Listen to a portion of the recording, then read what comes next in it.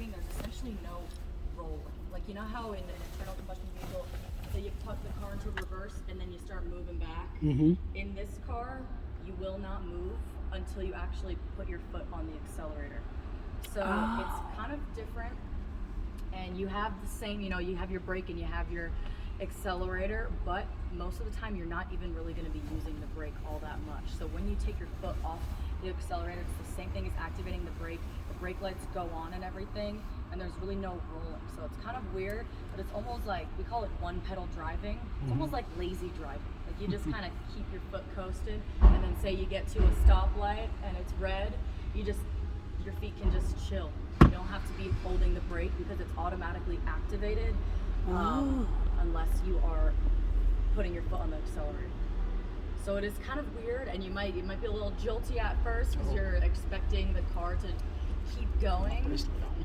But once you get used to it, it's like riding a bike, and it's honestly way more enjoyable to drive than an internal combustion vehicle, just with the one pedal and everything.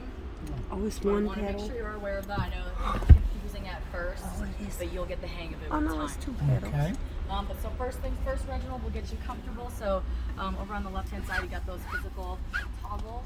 In addition to those, wear that tablet screen in the center. You see on that top row where it says seats. So go ahead and tap that. Here you have even more ways to adjust lumbar support, backrest with thigh support. All The the things. seats massage So you. obviously to your profile, They so massage that's while you're that's- driving. The passenger has the same functions as well, but for the driver it's safe to your profile. Back seat though. Yes. Thigh support. Oh, how the seats are back here? And then Massage. It's real nice. once you're all good on that screen, hit that car icon in the lower left. That's how you're always going to get back home.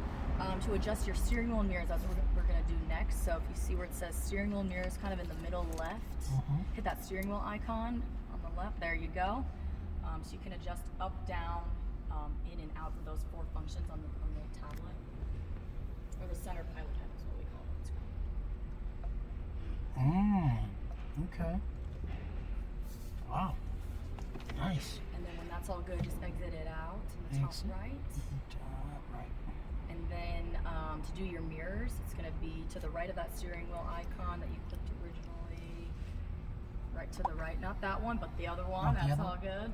Okay. So first, you're going to exit out and then hit that Ain't it button cool that you in hit here? originally to bring It it back feels out. like the air is on. Yeah. Aha. Then hit Gotcha. the one to the left of that one. Gotcha now. Yeah, so go ahead and tap that. It'll start with the left. Left. Left.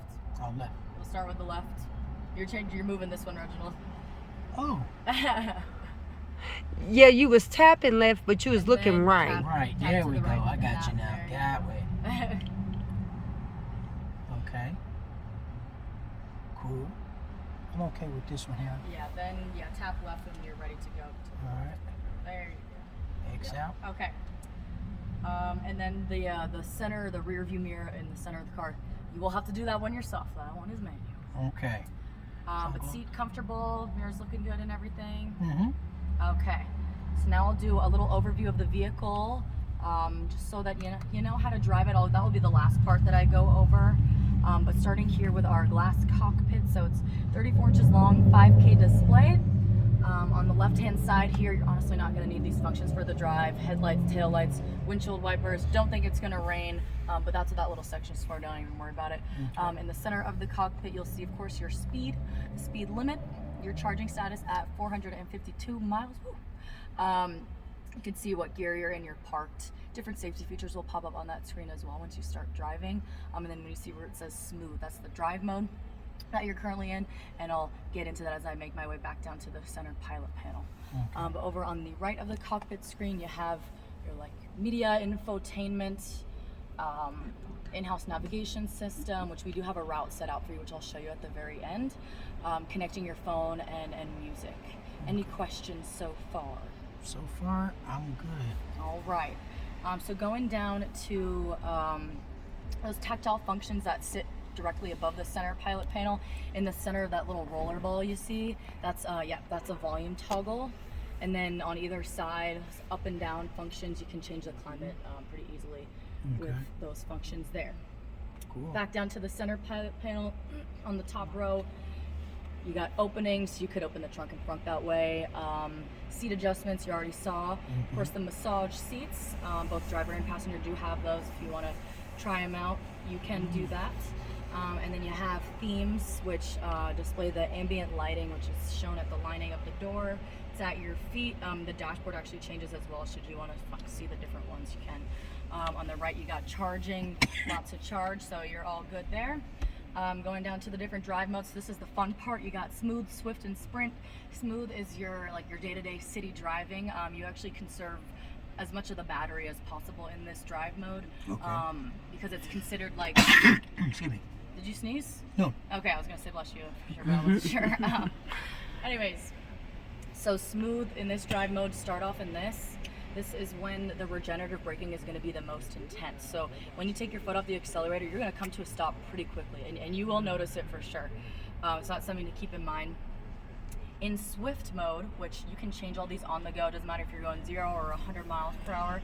I was like, maybe I should have gotten you that water right I got now. a cough drop. Keep going. But swift mode, should you put it into swift, the horsepower will go up right then and there.